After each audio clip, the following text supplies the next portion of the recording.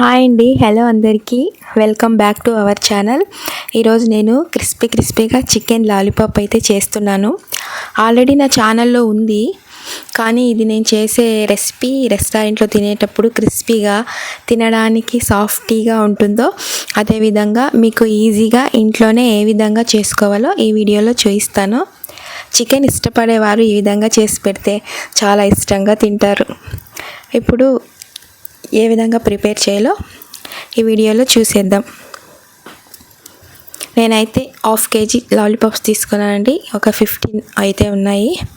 So వీటిని శుభ్రంగా కడిగేసుకున్న తర్వాత ఇందులో సాల్ట్, కొద్దిగా chilli powder, 1 spoon chilli powder, 1 spoon pepper powder, garam masala,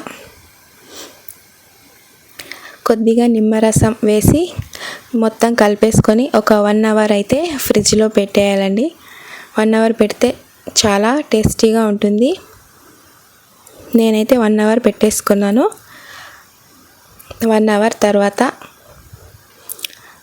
ఇలా ఉంటుంది. తర్వాత ఒక బౌల్ తీసుకొని అందులో 1/2 కప్ కార్న్ఫ్లోర్, 1/2 కప్పు మైదా, 1/2 కప్ మైదా వేసుకొని కొద్దిగా జింజర్ గార్లిక్ పేస్టు, కొద్దిగా చిల్లీ పౌడర్, సాల్ట్ వేసుకొని కలిపేసుకోవాలి. మొత్తం ఈ విధంగా కొద్దిగా వాటర్ వేసుకొని కలుపుకోవాలండి. ఈ కన్సిస్టెన్సీలో కలుపుకోవాలి. ఈ విధంగా కలిపేసుకున్న తర్వాత మ్యాగ్నేట్ చేసుకున్న చికెన్ ముక్కల్ని లాలీపాప్ని ఇందులో వేసి కోటింగ్ చేయాలన్నమాట. ఈ విధంగా మొత్తం కోటింగ్ చేసేసి మరుగుతున్న ఆయిల్లో ఇలా నేను వీడియోలో చూపిస్తున్నట్టుగా ఈ విధంగా వేసేసి లో ఫ్లేమ్లో మాత్రమే వీటిని ఉడికించుకోవాలి. ఇలా